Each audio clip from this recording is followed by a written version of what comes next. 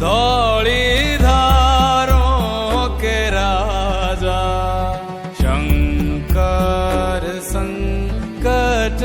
हरना शिव शंभो हरिणा शंकर संकट हरना शिव कैलाशों के वासी धौली धारों के राजा शंकर संकट हरना शंकर शिव शंभो शंकर संकट हरना शंकर शिव शंभो तेरे कैलाशों का अंत न पाया तेरे कैलाशों का अंत न पाया अंत बेअंत तेरी माया ओ भोले बाबा अंत बेअंत तेरी माया शिव कैलाशों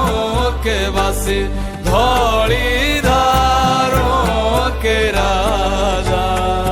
शंकर संकट हरना शंकर शिव शंभो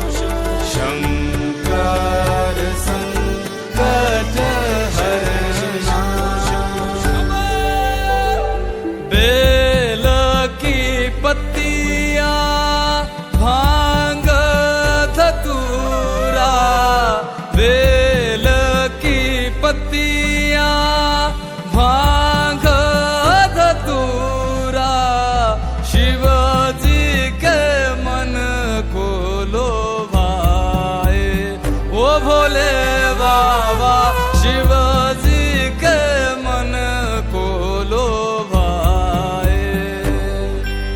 शिव कैलाशों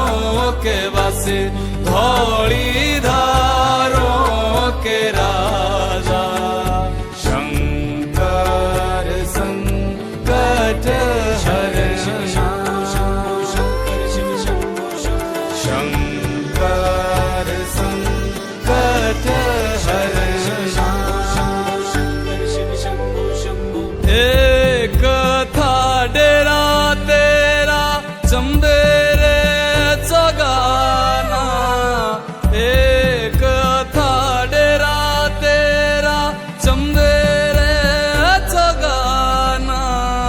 तुझा लाई दिता भर मोरा ओ भोले बाबा तुझा लाई दिता भर मोरा शिव कैलाशों के वासी धौली धारों के